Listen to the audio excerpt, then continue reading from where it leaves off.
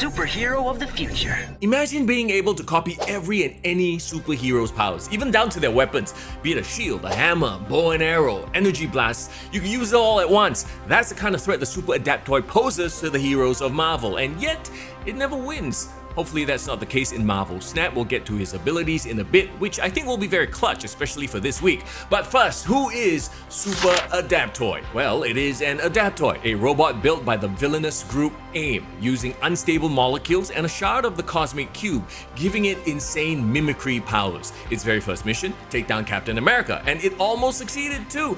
It can scan nearby super beings and replicate their powers, appearance, and even equipment, up to 8 templates at once. But with great power comes a need for more RAM, like running too many programs at once on your PC. If it tries to copy too many or too complex powers, it can overload.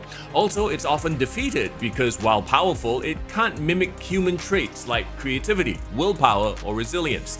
In more recent stories, it gets involved in more morally grey terrain, robot rights, being part of an AI army, even taking on humane causes or destructive ones depending on its programming. Super Adaptoid represents the classic comic book question, are you just the sum of your powers, or is there something more? And yes, even though it can steal their powers, the one thing it always lacks that gives those powers meaning: humanity. In Marvel Snap, Super Adaptoid is a 3/5 with the ability, on reveal, steal the text from an enemy activate card here. So in the week that Jocasta comes out, they release the counter.